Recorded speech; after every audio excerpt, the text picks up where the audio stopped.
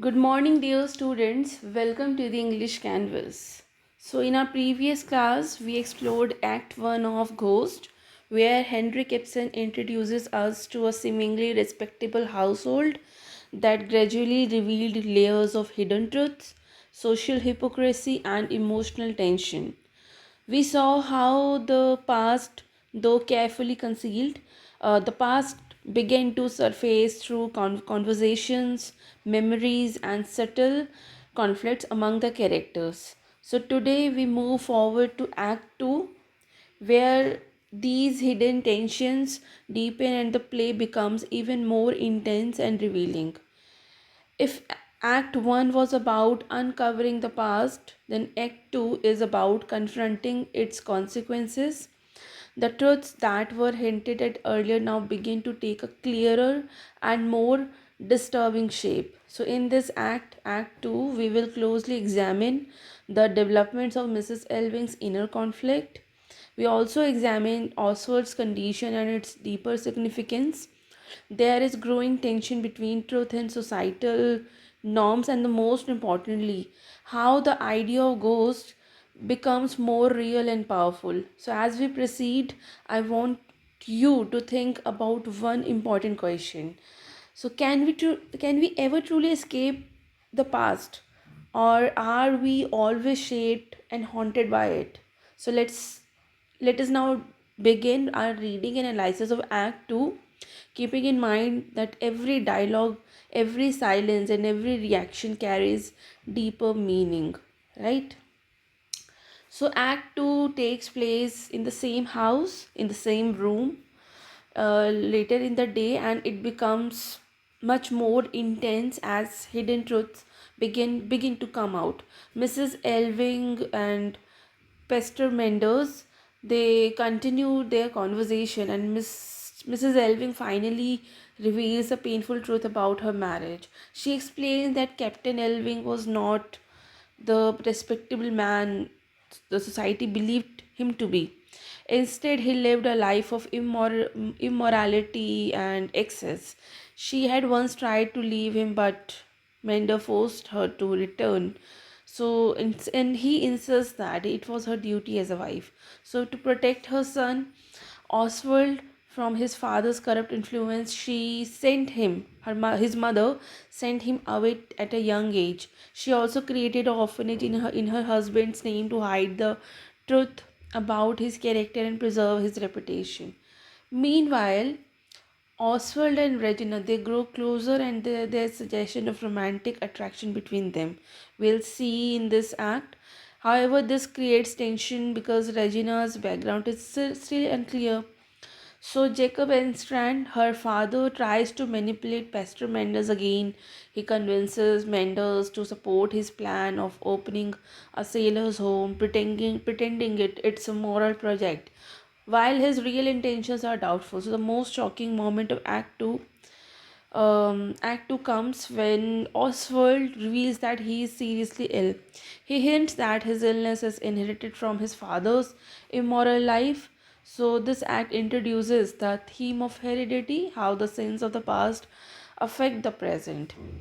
By the end of Act 2, the tension increases as Mrs. Elving's past is exposed. Oswald's illness creates emotional fear, and Regina's identity becomes more significant. And the very important, the idea of ghost, which is about past sins, traditions, and hidden truths, becomes stronger. Right, so in simple term we can say that Act 2 about truth coming out and consequences beginning.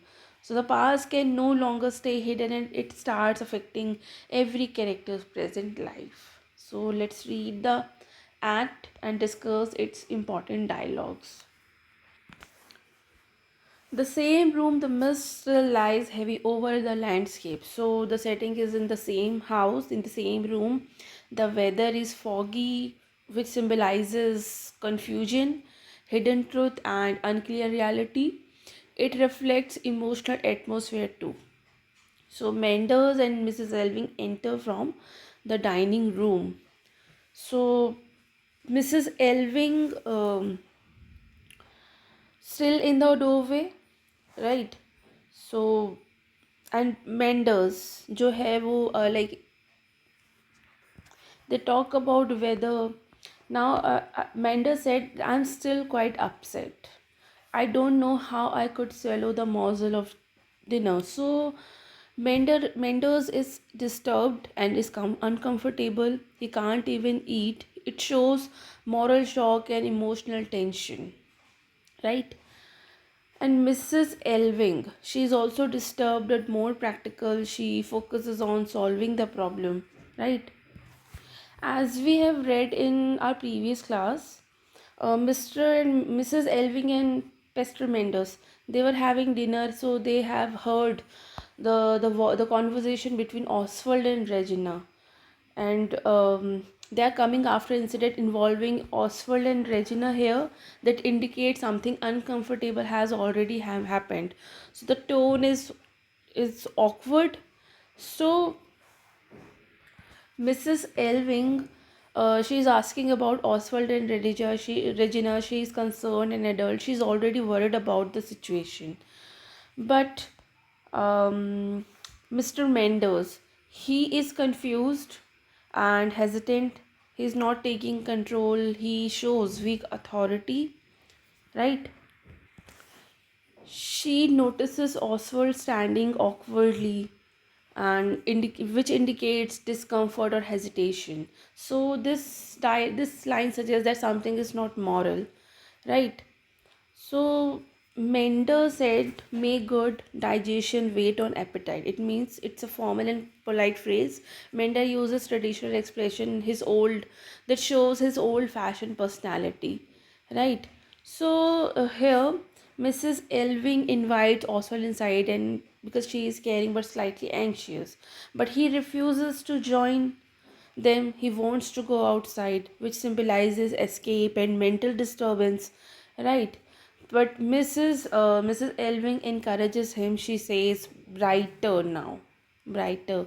But situation is actually becoming darker, right? Then she shuts the dining room door and goes to the hall door and calls Regina. So she closes the door for privacy. Now she wants a serious conversation.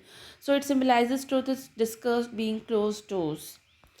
So Regina जो है, like she is outside, and she responds respectfully to Mrs. Elving because she is obedient servant. So she sends Regina away to separate Regina from Oswald to avoid the danger, right?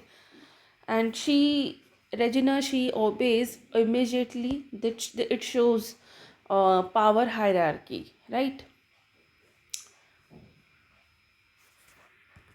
So this page marks a crucial turning point in Act 2, where polite conversation begins to collapse and hidden moral crisis of Elving household starts to emerge openly. There's dialogue between Mrs. Elving and Menders. So it reveals that not just personal tension but also a broader critique of society, morality, and hypocrisy. So the scene opens with Menders confessing his discomfort. This line reflects his deep moral unease, but it is important to note that his discomfort is not rooted in compassion or understanding. It is rooted actually in social anxiety and moral rigidity. He is disturbed not because something is emotional wrong, but he is disturbed because something is socially improper. Maybe Oswald and Regina, they were having some affair, right? So it is socially improper. So in contrast, Mrs. Elving, controlling her nervousness and walks up and down. So this stage direction is significant. It reveals her inner turmoil, her effort to remain composed, and it shows her role as someone who must manage the crisis practically. So, thus, from the beginning, we see a contrast. Mender is moral panic. He shows his character shows moral panic, and Mrs. Elving's character is like controlled realism. So there is a conflict between appearance and reality. Mendes calls the situation as unseemly state of things nevertheless. So this phrase is key. It shows that for him, the real issue is not truth but appearance. The word unseemly, um, it suggests that something is wrong, but because it looks improper, not necessarily because it is ethically wrong.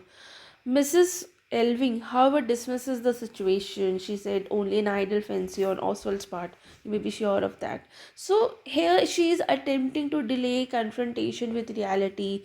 This reveals her fear of truth, or we can say her habit of suppressing problems rather than addressing them immediately. So this exchange highlights one of Ibsen's central themes, like society values appearance over truth, and individual often participate in this illusion. So there is patriarchal control and moral authority. When Mrs. Elving declares out of the house, she must go, and that immediately. So she takes a decisive and authoritative stance. In this moment is very important because she asserts control over the situation. She acts against social hesitation. However, Manders immediately agrees without reflection, right? So it shows his lack of independent judgment and his tendency to follow conventional morality blindly. So ironically, the so-called moral authority, which is Benders, is passive, while Mrs. Elving, who has suffered under the morality, becomes the active decision maker here, right? Now there's a shocking revelation about Regina's parentage. This is most dramatic shifts occurs when Mrs. Elving questions, "To whom did you say?" So this line signals the beginning of truth disclosure, right? So Mendes' reaction and strength about and strength. So it reveals his inability to accept the reality. His shock is not just personal, it reflects the collapse of his moral and worldview. So there we can see Mrs. Elving's calm but firm uh, response, right? Unfortunately, there is no possibility of mistake. Johanna confessed everything to me. Elving could not deny it, so there was nothing to be done but to get the matter hushed up. So this marks a powerful moment of truth asserting itself over denial.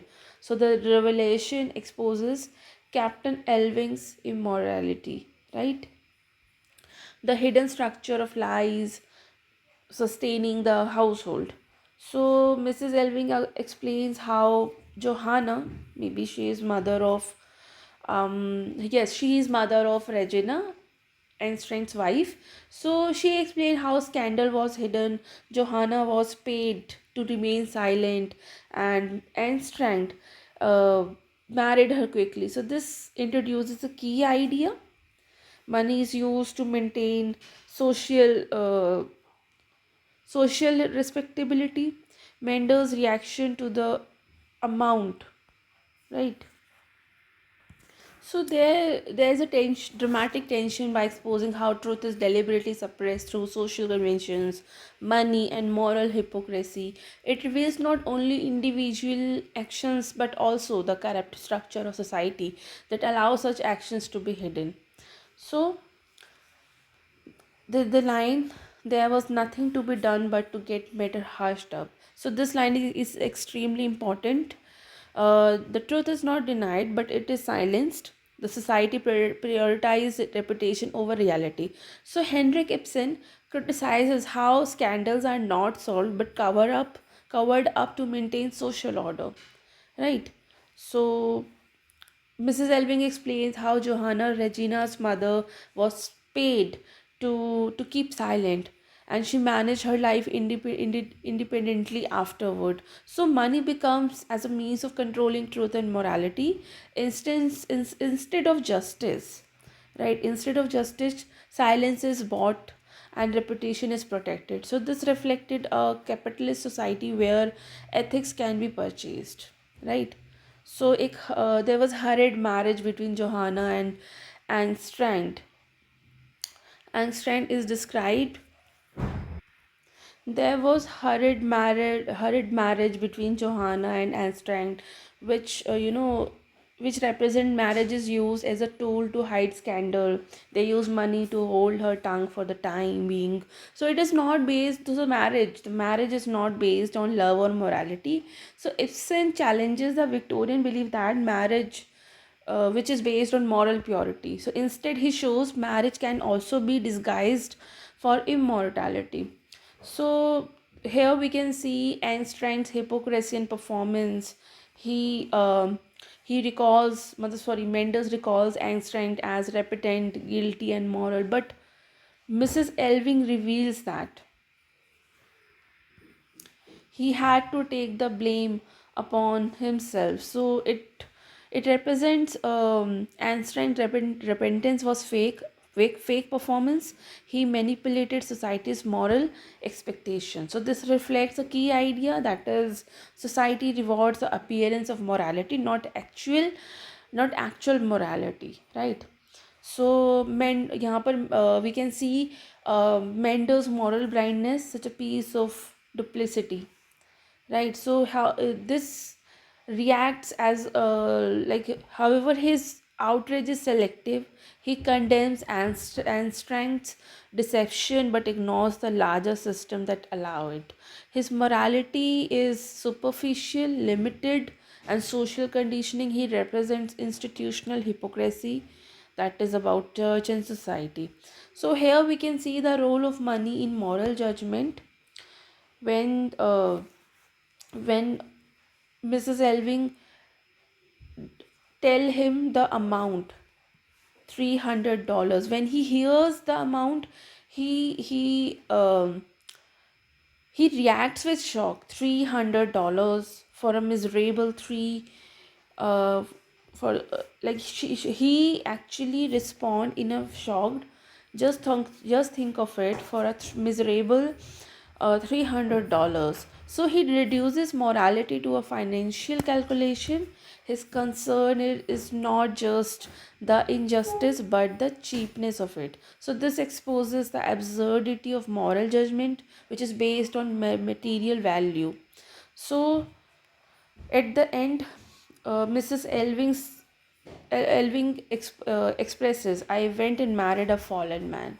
So this is a moment of irony and resistance. Mendes condemns that a woman for marrying wrongly, and Mrs. Elving turns the same logic back on herself.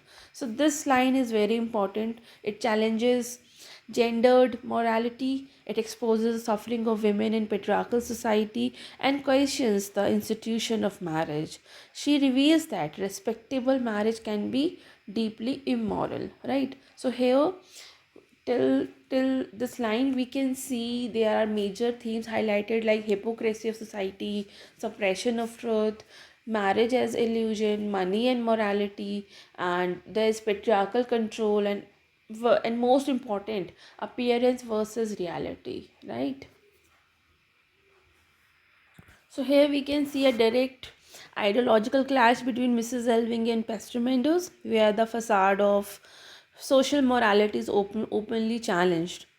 Right, so the dialogues becomes sharper and more confrontational, and the philosophical rich in exposing the hypocrisy of societal values. There's illusion of moral superiority and the tragic consequences of forced reality. So Mender said a fallen man. So traditionally, society labels women as fallen, but here Mrs. Elving reverses this label onto a man.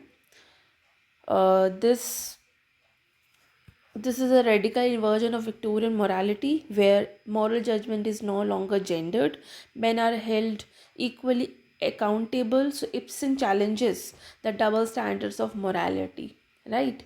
So Mrs. Elving asked, "Do you think Elving was any purer when I went with him to altar than Johanna was when Einstein marrying her?" So she equates her marriage is socially respectable and Johanna's relation socially condemned. So this destroys the illusion that marriage guarantees moral purity. So here Ibsen exposes the respectability is often is often a social construct, not a moral truth, right? So Mrs. Elving says, not so much different after all, except in the price. A miserable $300 and a whole fortune. So she reduces morality to economic exchange. There's only difference between the two situation in is money. So this is deeply ironic. The society judges actions differently based on wealth and status. So here Ibsen critiques class-based morality. So Ibsen critiques a class with morality, but Mendel is defending social norms, right? So he tries to preserve moral distinctions, but his argument is weak and abstract. So he represents institutional thinking and blind faith in traditional. His inability to justify his claim shows the fragility of societal values when questioned logically. So Mrs. Elving suggests a past emotional connection between Mrs. Elving and Menders. I thought you understood where what you call my heart and straight to at time. So this adds emotional complexity and personal tragedy. It suggests past emotional connection between both of them. She implies she once loved him, but Menders respond, I should not have been a daily guest in your husband's house. So this shows his discomfort and his repression of emotional truth. So there is suppression of personal desire for social respectability. But Mrs. Elving, she reflects on her marriage with myself. I took no counsel, whatever. So she had no agency in her own life decisions. Marriage was decided by family, society, and duty. So this slides women's lack of autonomy in patriarchal society, right? So Menders reminds her, you your duty bade you. So this is actually about Mrs. Elving respond with irony when Mendes reminds her about her marriage. So she said it would be downright madness to refuse such an offer. So this line, which talks about a choice, right? A choice is actually a social pressure, right? And the marriage becomes an economic and social transaction.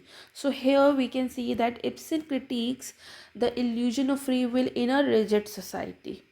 So there's failure responsibility. Mendes said that nobody can be held responsible for the result.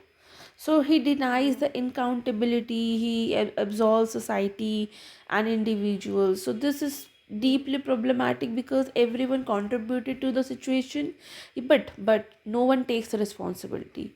So Ibsen exposes moral invasion in society, right? And he further says, your marriage wasn't full of accordance with law and order. So there is law versus morality. This is in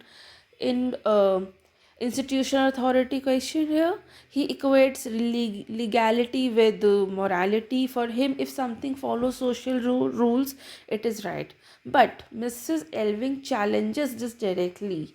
That perpetual law and order, I often think that is what does all the mischief in this world of ours. So she questions the very foundation of society. It suggests that blind obedience to rules creates suffering. So Ibsen critiques here institutional morality about of church, law, and tradition. So Mender calls her words a sinful way of talking. So he labels questioning as sinful, right? तो question पूछना भी उसके लिए sinful है. This shows his fear of change and suppression of free thought. So truth becomes dangerous in a rigid society, right? So Mrs. Elving declares that I must have done with all this constraints and insincerity. I can endure it no longer. I must work my way out of freedom. So this is a moment of self-realization. Mrs. Elving rejects lies, social expectations, and moral hypocrisy. The work my way out of freedom. This is very important. It suggests freedom which is not given and it must be struggled for. So this marks her transformation from victim to conscious individual, right? So Mendes का जो like there is a confession of qualities of Mendes. What do you mean by that? So, but Mrs. Elving admits that she acknowledges her past weaknesses and she stayed in marriage due to fear of society and fear of scandal, right? And this is powerful because it shows her self-awareness. It breaks the illusion of moral strength, right? So Mrs. Elving um, imagines what people would have said. Poor man with a runaway wife. No wonder he kicks over the traces. So society always sympathizes with the men. The woman is always blamed. So this reflects patriarchal bias and social judgment. So women's identity is defined by reputation and obedience, right? And Mender responds here. Such remarks might have been made with certain show of right. So he justifies society's judgment. He validates public opinion. So this shows it shows his complete alignment with social norms, lack of empathy. This mother he has the lack of empathy for Mrs. Elving. He represents institutional patriarchy. Mrs. Elving says that I should go to Oswald and say, listen, my boy, your father led a vicious life. So she regrets hiding the truth from Oswald. She suggests that the dialogue suggests that silence allowed corruption to continue. So this connects to central theme, which is about heredity and moral inheritance. So the ghost are lies, secrets, and past sins. So we see Mendes' shock and moral fragility. You shock me unspeakably, Mrs. Elving. So he is disturbed by truth, not by justice. His morality can't handle the reality. So it reveals the weakness of conventional morality, right? So here we can see that real tragedy is not just personal suffering, but society that forces individual to live in a falsehood and punishes those who dare to seek truth and freedom, right? Now the dialogue between Elving and Pester becomes a powerful critique of society, constructs a false ideals and forces individual to live by them even at the cost of truth and well-being. So here we can see self-realization and moral awakening of Mrs. Elving, right? When she said, "Na, I am such a coward." So this is not just weakness but self-awareness. She recognizes that her silence and conformity were acts of fear. Her cowardice refers to obeying social expectations and hiding truth about her husband. So this marks a crucial shift from passive suffering to conscious critique.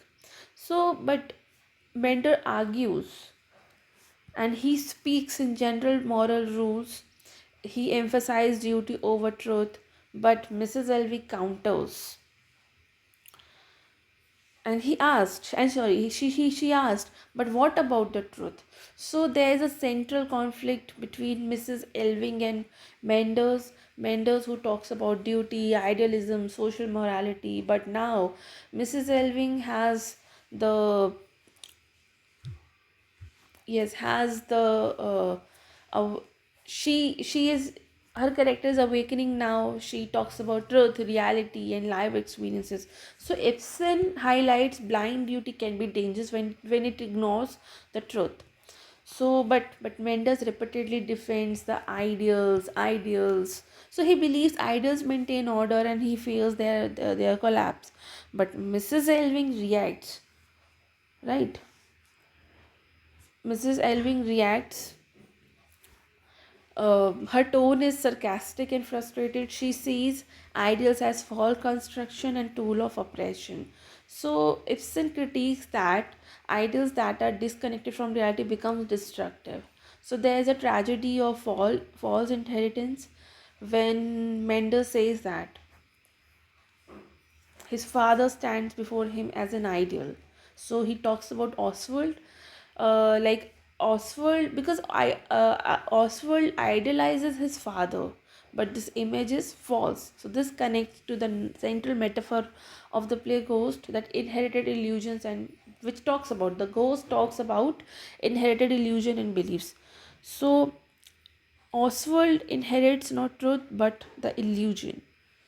Now we can see Mrs. Elving's guilt and responsibility. She admits that I li- I lied to my boy years after years. So she accepts the responsibility for shaping Oswald's belief. She maintained the illusion of noble father. This shows maternal guilt and awareness of consequences. So the past shapes the present, though through silence and deception. Mrs. Elving refers to her superstitious awe for duty and proprieties. So, duty and propriety are shown as a social construction, not absolute truth. Religion and morality are presented as tools that enforces immorality. But Menders concludes that you have established a happy illusion in your son's heart.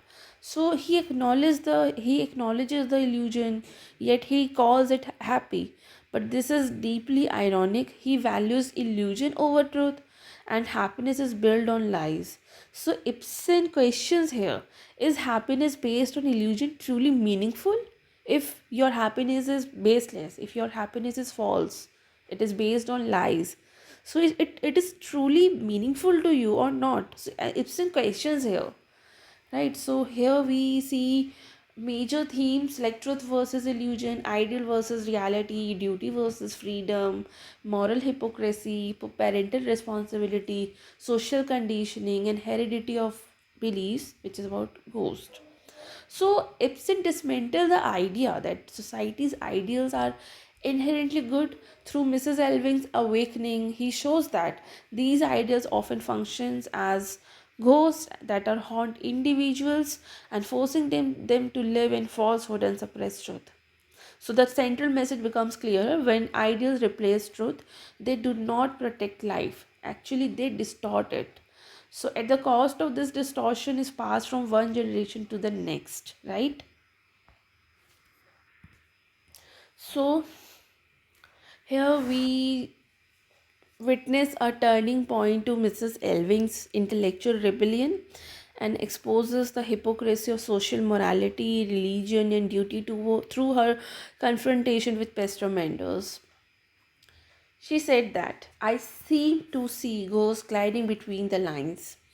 There must be ghosts all all the country over, as thick as the sands of the sea. And then we are one and all the pitiful afraid of the light. So ghosts are not real here. This symbolizes dead ideas, social conventions, and moral beliefs which inherited from the past. These ghosts uh, haunts the society, prevent people from seeing the truth, afraid of the light. It represents fear of truth, exposure, and reality. So there is a contrast between there's a conflict, Mender versus free thinking, right? Those horrible revolutionary free thinking books. So he fears intellectual freedom. He labels new ideas as dangerous. So it represents conservative ideology and religious rigidity. So Ibsen critiques that authority that suppresses independent thought, right? Now, Mender as the cause of awakening, we can see that Mrs. Elving said, "It was you yourself who set me thinking. I thank you for it with all my heart." So Mendes unintentionally triggered her awakening. His rigid moral pressure led her to question everything. So this is dramatic irony. The defender of orthodoxy creates rebellion, right? Then Mrs. Elving explains, like, I began to look into the seams of your doctrines. I wanted only to pick at a single knot. So seams refers hidden structures of beliefs, right? The whole thing's raveled out. So unraveled means collapse of ideology, and I understood that it was all machine sewn. So this is artificial and manufactured morality. So it means social and religious values are not natural, they are constructed and fragile, right? So Mendes respond, he said, it was my greatest victory, Helen, the victory over myself. Right, Mrs. Elving said, call it rather your most pitiful deed. So there is a critical insight that Mendes sees self denial as moral success, but Mrs. Elving sees it as suppression of truth, destruction of life. So this exposes the differences between moral pride and human reality. The idea of crime is there. Mrs. Elving declares the marriage based on duty, which is moral crime, not legal crime but emotional and existential. So Ibsen challenges here society's definition of right and wrong. Right? When you astray and came to me crying, here I am, take me. So this line suggests that Mrs. Elving once sought emotional escape, implies suppressed love or attraction. So it reveals hidden emotional tension, the cost of depression. Right? So Mendes said that when you went astray and came to him, to Mrs. Elving said that here I am, take me. But he commanded Mrs. Elving, saying, women, go home to your lawful husband. What's that a crime? So there's an emotional and ideological conflict between Mrs. Elving and Pastor Mendes, which reveals the themes of repressed desire, moral hypocrisy, and burden of the past. Mendes recalls the day uh, when she went to him to seek help from her husband, because she knows that her husband was cheated on her. But Mender believes that he acted morally, sending her back to her husband. Mrs. Elving now sees that duty as a crime against her life and her happiness. So Ibsen challenges society. He questions, is social duty truly moral or can be destructive? So there we can see our emotional distance and misunderstanding. Mendel said, we two do not understand each other. So it represents a deep ideological gap, because Mendel believes in tradition, religion, and duty, and Mrs. Elving, she believes in truth, experience, and individual freedom. So this line shows communication failure between old and modern values. Never, never in my most secret thoughts I regarded you otherwise than as another's wife. So this is clearly defensive.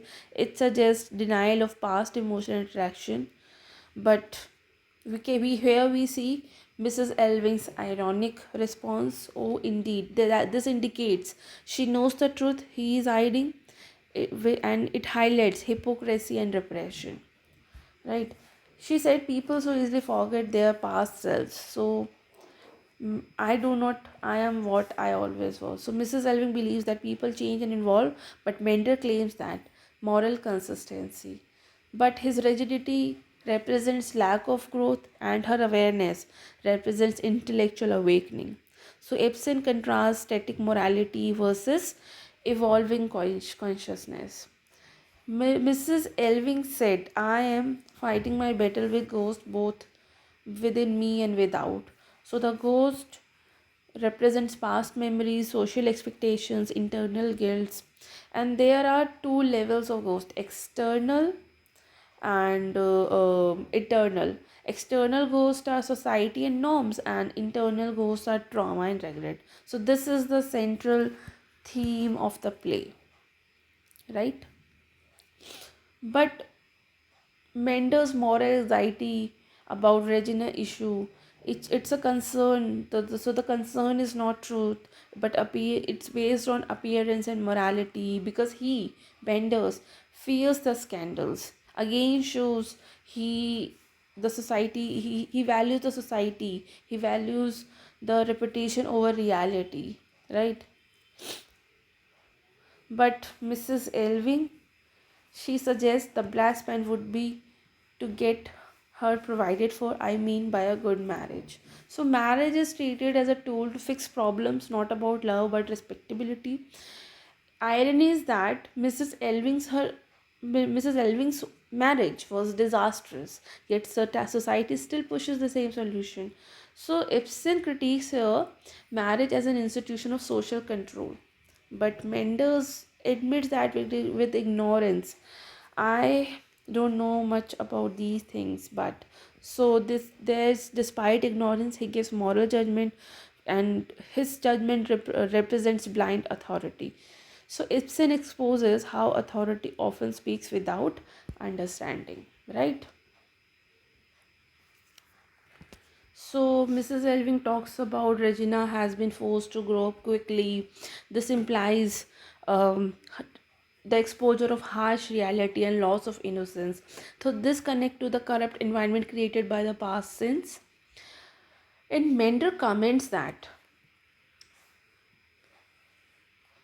his comment focused on Regina's physical development, which is uncomfortable and revealing. So it shows male gaze and moral contradiction. A religious man making such remarks, he talks about Regina's physical development, which is very uncomfortable. So Ibsen subtly critiques hidden hypocrisy beneath the moral respectability.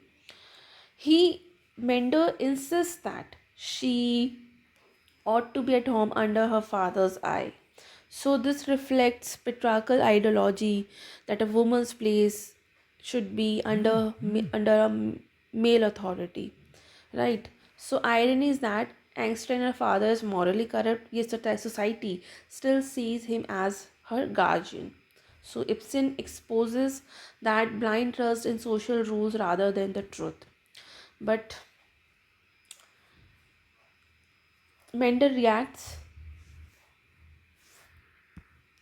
he could so hide the truth from me. So he feels betrayed not because of injustice but because his moral assumptions were wrong. It shows he trusts appearance over reality, and his morality is naive and superficial. Now we see Anstreng's entrance, which in which he performs and manipulate the people. Right? He is in his Sunday clothes in the doorway, and he Sunday clothes symbolizes a false respectability. His humility is performed but not genuine.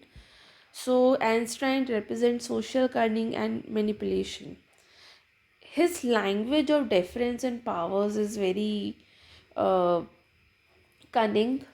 He uses exaggerated politeness to gain sympathy and to manipulate Menders. So this shows language as a tool of power and deception. He responds, uh, he asserts the authority, he responds to Menders in a very polite manner. He enjoys being in position of moral control, yet he is easily manipulated by Menders is easily manipulated by Anstrand, but he actually enjoys being a position of moral control. So Ibsen critiques that false authority that lacks the real insight, right? So Anstrand mentions his financial motives. He introduces financial motives that suggest dependency on money and hidden agendas, which reinforces material interest behind moral actions, right?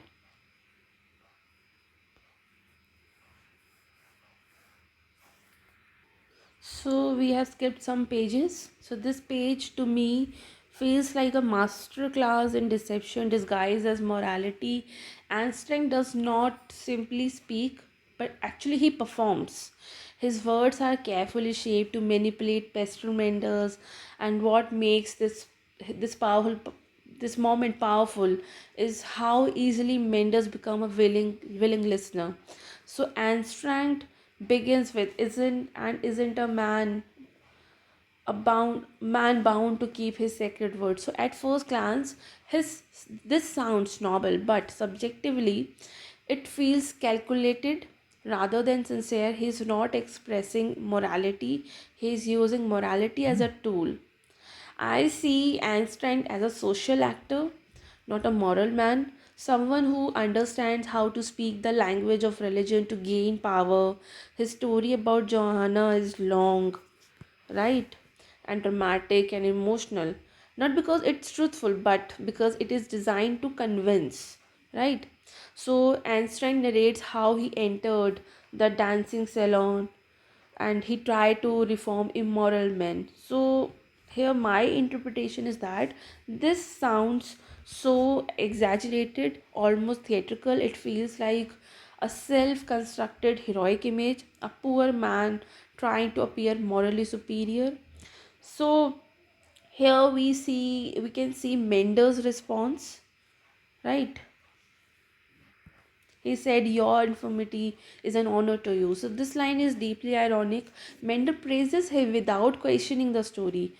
For me, this shows Mender's gullibility, his tendency to believe what fits his moral expectation. And Einstein Saint Johanna came, weeping and gnashing of teeth, right? Yes.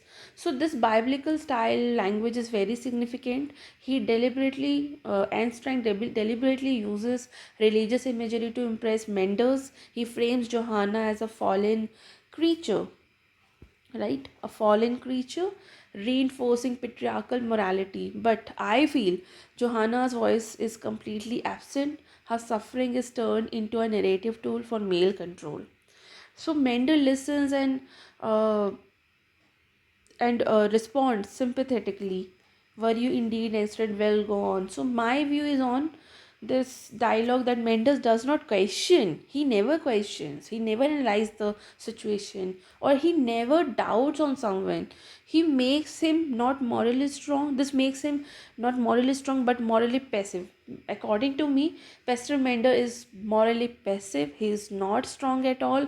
He is a man who confuses appearance with truth. He praises angst and suffering as honorable, which which shows how easily he is emotionally persuaded, right? So here Einstein repeatedly uses phrases like uh, your reverence. Kai baar he repeated the phrase your reverence.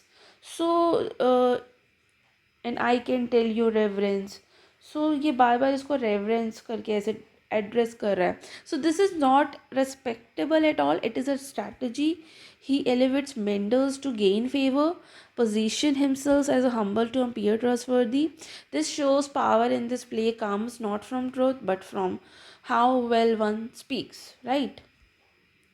And there is a theme of constructed truth. What understand out most to me is that we don't know if Einstein's story is true, but it doesn't matter because it is believed. This creates a disturbing idea that truth in society is not what actually happened, but what is convincingly told. So there are some themes which need to be discussed, like morality as performance but not reality. Manipulation है यहाँ पर. Manipulation through emotional storytelling. There is patriarchal judgment of women, like uh, Johanna's as fallen creature, and there is blind faith in authority and appearance. And the character of Einstein, he uses the language as a weapon of power. So this page exposes one of the darkest truths of the play.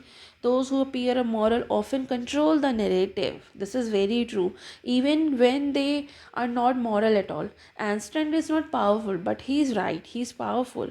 because he knows how to speak convincingly. Mendes, on the other hand, he's not evil, but he's dangerous in his blindness because he supports falsehood without realizing it. Ultimately, this scene suggests society does not run on truth; it runs on believable lies. Right? We just skip a few of pages. Yes. Now here we can see a conversation between Mrs. Elving and Mendes. So this page is extremely powerful because it exposes Mendes' moral immaturity, Mrs. Elving's psychological superiority, and the tension between repression and desire. That shifts from the tone shifts from irony to emotional ease. Mendes' false moral satisfaction is can be seen here when he said what a heartful joy it is ascertain that one has been taken, don't you think so? So he feels relieved. He feels relieved that Einstein might be good, but this relief is superficial. Mender is not discovering truth, but he is simply escaping the discomfort. He prefers comfortable illusion over the disturbing reality.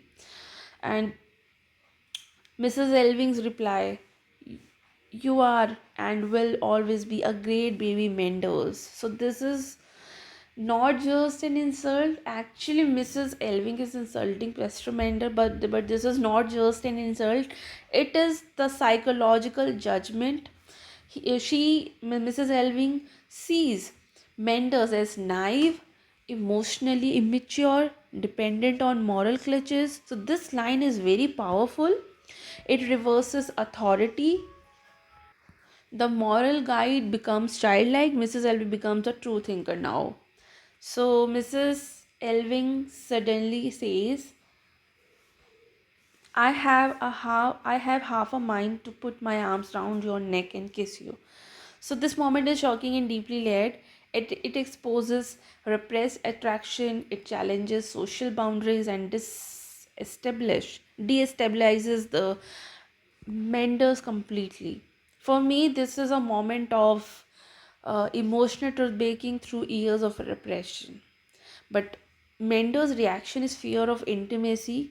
He responds, no, no, God bless me, what an idea. So his reaction is not just moral, it is fearful. He can't handle emotional honesty and physical expression. So this reveals that his morality is rooted in fear, not in strength. But we again see Mrs. Elving's irony and control. Oh, you needn't be afraid of me. So now she's fully in control of the situation. She uses irony to expose his weakness. She understands his limits and his hypocrisy. So this scene shows her intellectual dominance. But Mender quickly shifts. Let me just collect all the documents and put them in my bag. There, that's all right, and now goodbye for the present. So he avoids emotional confrontation. He retreats into work and formal behavior. So this is psychological escape when faced with truth, and he hides behind routine. So Mrs. Elving, she is like her tone shifts suddenly from irony to anxiety. Half suppressed cry, she said, Oswald, are you still at table? So this suggests something is wrong. There is emotional tension is building. So this creating foreshadowing of tragedy, which is about Oswald's condition, right?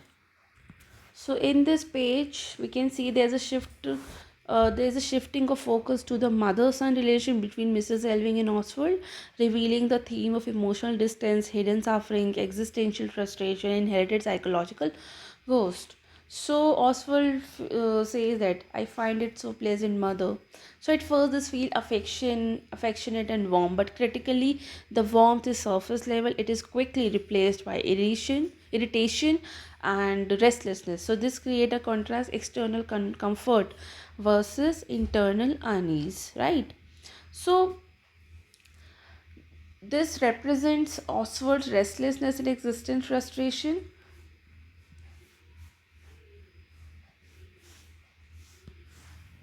Oswald can't work because it's a loss of purpose.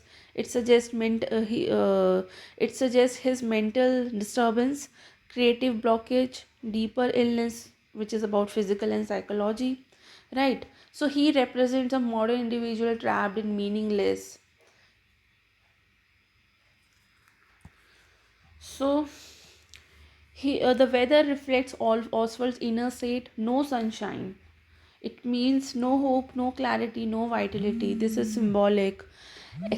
External environment mirrors internal decay. And there is Mrs. Elving's hidden anxiety. This is a shocking statement of a mother that suggests fear, knowledge of something dangerous about Oswald's illness. So her love is mixed with guilt and dread. Now we can see an emotional conflict, which is about love versus truth. When she said, I would 10 times rather forego the joy of having you here than let you. So she begins to reveal something but stops. That indicates a painful truth she can't fully expresses. So this shows silence as a form of emotional repression, right? So this page is very important. There is Oswald. This page suggests Oswald's emotional distance, right?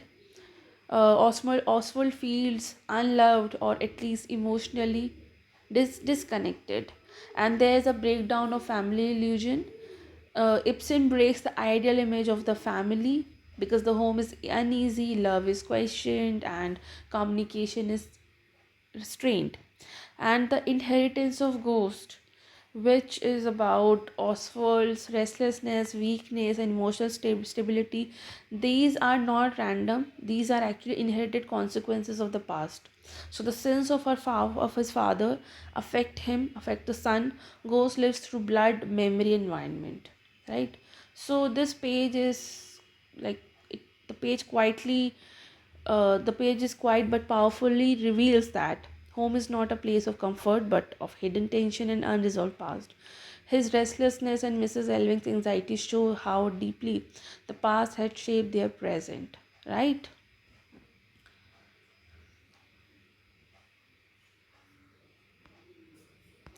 We will just skip a few of pages again. This page is extremely important because it brings together desire, illusion, innocence, and hidden danger, all central to Ibsen's tragic vision. So, here we can see Oswald's idea of salvation, right? He sees Regina as a source of hope, a cure of his suffering, right? He talks about the joy of life, which indicates vitality, which he lacks actually. But this is deeply ironic. The audience knows or will soon realize the truth about Regina, and his salvation is actually forbidden and tragic. So Oswald is not in love with Regina as a person. Actually he is in love with what she represents, that is escape. So there is illusion versus reality. Mrs. Elving reacts, can there be salvation in that? So she immediately questions his idea. She knows the truth which he doesn't. So this create dramatic irony. Oswald represents hopeful illusion, and Mrs. Elving knows the painful reality. So here we can see Regina as a symbol. Oswald described her as fresh, fresh, lovely, splendid girl, right? Fresh, lovely, splendid girl. So Regina represents youth, life, beauty, possibility, but at the same time, she is tied to the same corrupted past. So she becomes a deceptive symbol of life, hiding inherited decay. So there is theme of desire. Oswald's tone becomes almost romantic intense. This is not innocent admiration. It carries some sexual and emotional desire. So the desire here is dangerous. It is moving towards taboo, which is incest. they will have incestuous relationship if they will have any kind of sexual relationship in future.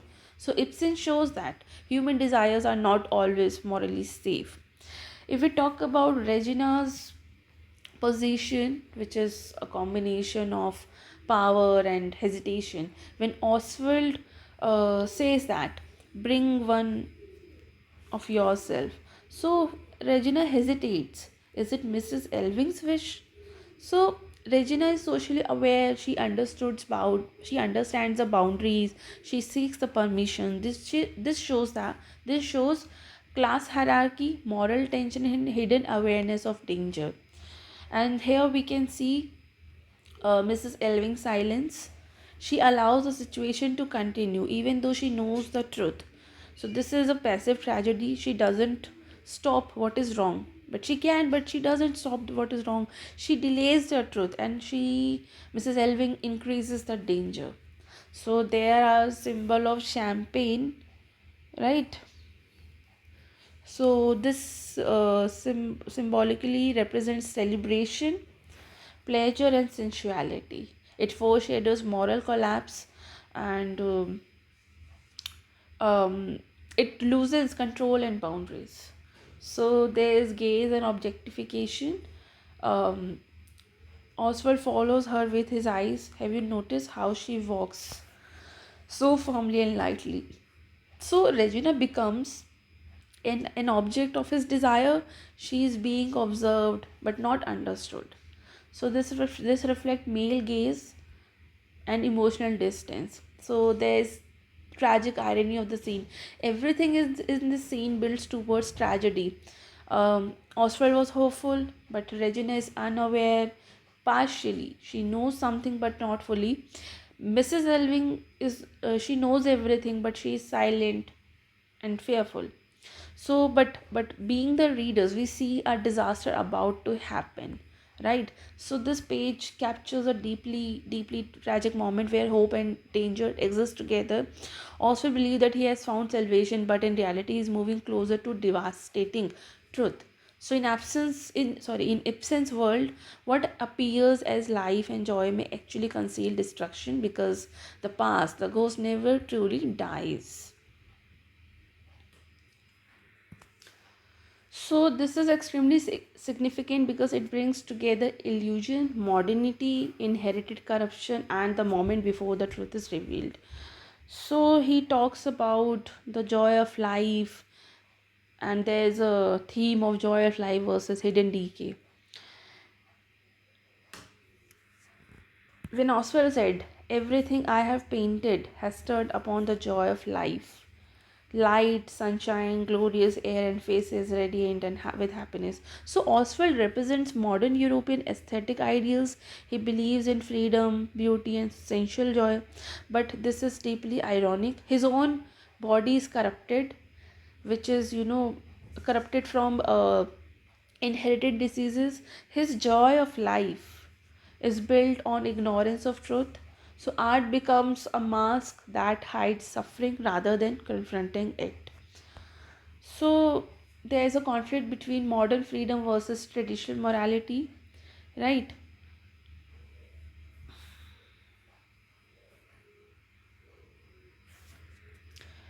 Oswald said nobody really believes such doctrines any longer. So, here he rejects religion, moral rigidity, which represents modern liberal Europe.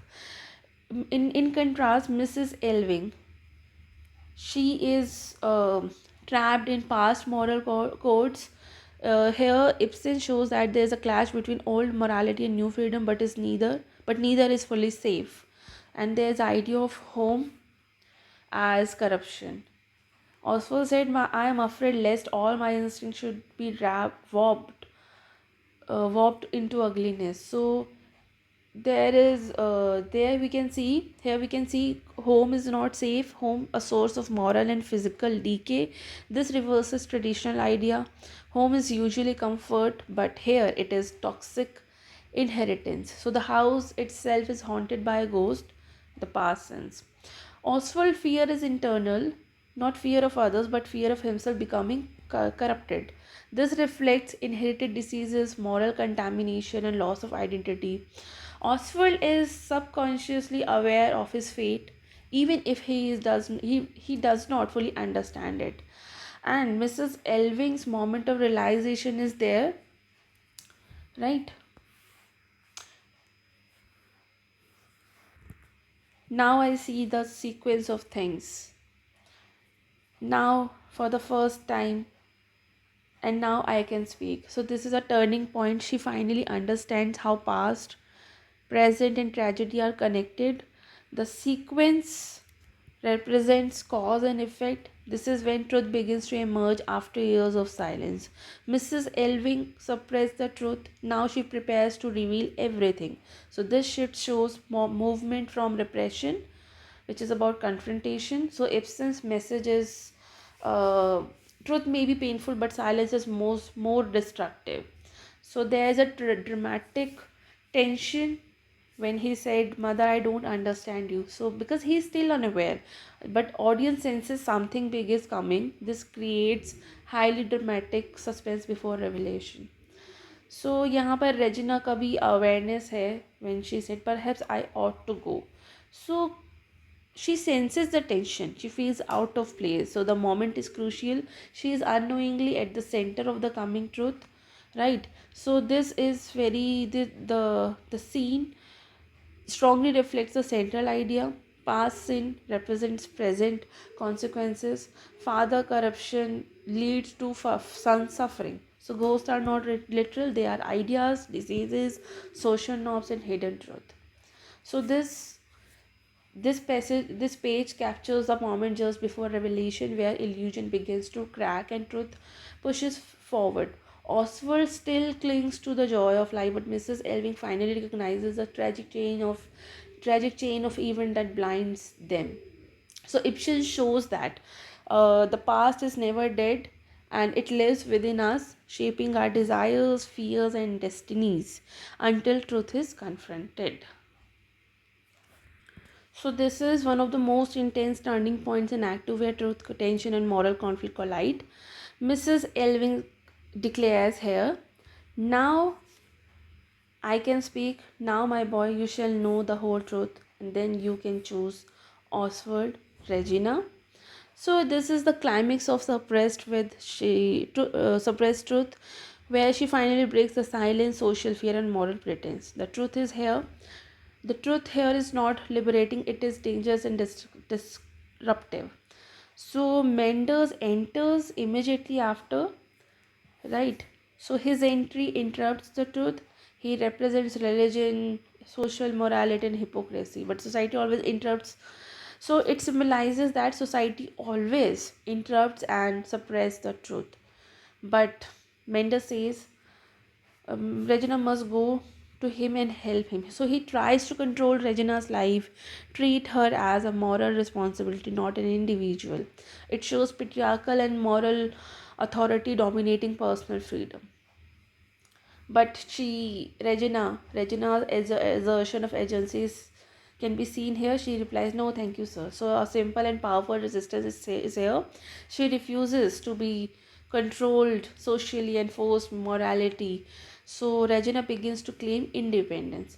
And the shocking proposal, the tragic irony is there when Oswald said, "Regina is going with me, Mr. Mendes." So this is most dramatic irony in the scene. Oswald being sincere and hopeful, but Mrs. Elving and the audience aware of the truth. The proposal is emotionally genuine, morally catastrophic. They are because they are unknowingly siblings. They are half siblings. So Meander's reaction is merciful God. So it means shock rooted in moral outrage and social norms, but ironically, he's unaware of deeper truths. So this highlights surface morality versus deeper hidden sins. Regina said, "I can't help it, sir." So why she said this? Because she is emotionally drawn, socially trapped, and she is torn between desire for better life and social expectations. Her hesitation shows that she is not fully in control by her fate. and Mrs. Elving, she takes control of the situation. She rejects Mender's authority and social interference, and this is a moment of female assertion and moral courage. So this page represents illusion on Oswald's love and truth of Mrs. Morris acknowledged. So there's a tension between them creates impending tragedy. So this scene is brilliantly focused, brilliantly constructed. Truth is about to be revealed, authority interrupts, proposal escalates, tension and moral conflict speaks, but Mrs. Elving reclaim control. Right? आगे पढ़ते हैं. So this is the last page of Act 2. So the final conversation among these characters is very powerful, extremely powerful, because it shifts from psychological tension to dramatic catastrophe, using the fire as both a literal and symbolic climax. So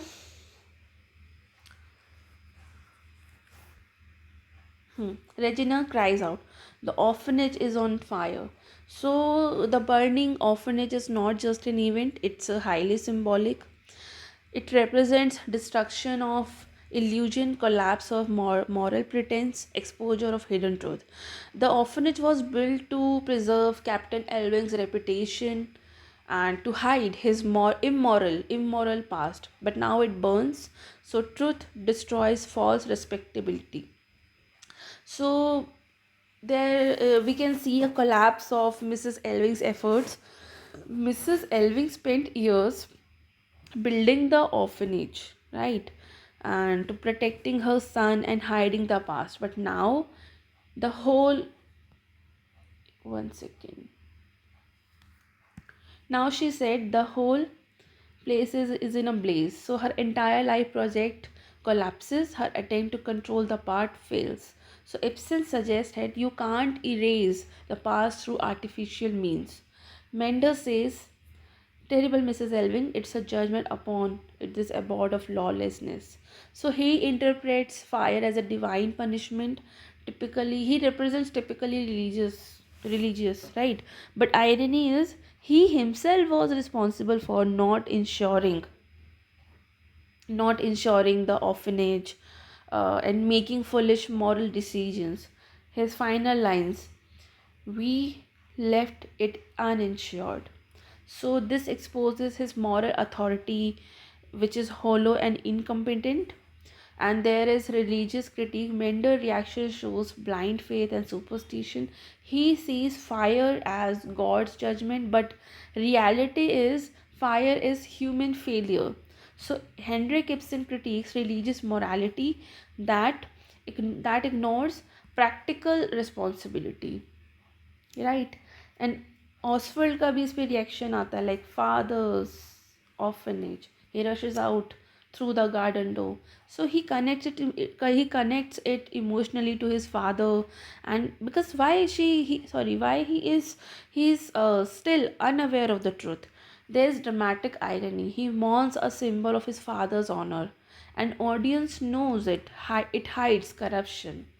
So before the fire, Mrs. Elving was about to reveal everything, but fire interprets the confession. So this is crucial. Truth is delayed again. So the theme of destruction before revelation is here. The act 2 ends with chaos, panic and destruction, not with resolution. So the play moves from hidden tension, is visible which can be visible catastrophe, right? The symbol of cleansing is here. Fire also has another meaning. It destroys, but also it purifies. So the fire may represent the beginning of truth emerging after destruction. So Ibsen ends this act 2 with sudden crisis and high emotional tension. This creates suspense, urgency, and anticipation for act 3. So there are some key themes in this act, like illusion versus truth, failure of social respectability, religious hypocrisy, past can't be erased, and destruction as revelation, and most importantly, moral versus practical responsibility. So the burning of orphanage marks the symbolic destruction of lies and hypocrisy that Mrs. Elving tried to maintain. What what was built to preserve honors is consumed by fire. So it shows that truth can't be buried under social appearances. So here Henrik Ibsen uses the fire to show then when truth is suppressed, it does not disappear, it returns violently, destroying everything built upon falsehood, right? So today we have reached the end of Act 2 of Ghost, and what a powerful and unsettling act it has been. This act takes us deeper into the emotional and psychological conflicts of the characters, where hidden truths begin to surface and illusions start a collapse. We witness through this play, through this act 2, we witness that how Mrs. Elving struggles between silence and truth, carrying the burden of past, while Oswald represents a new modern outlook that unknowingly moves towards danger, right? And there's a tension between tradition and modernity, morality and freedom, and it becomes sharper with every conversation. The most striking moment of this act is the burning of the orphanage. A symbol of orphanage is a symbol of respect, false respectability, and suppressed truth. So, what was built to preserve honors is destroyed in an instant, reminding us that no structure built on lies can survive for long. Yes, this is reality. At the same time, just as Mrs. Elving gathers the courage to reveal the truth, at the end of the act, the fire interrupts. First, she was interrupted by the religion through Mendes. Then she was interrupted by the fire, right? So, she gathers the courage to reveal the truth, but fire interrupts the moment, leaving us at a point of intense suspense. अभी भी like we still in a suspense कि क्या मतलब what's the truth behind all this, right?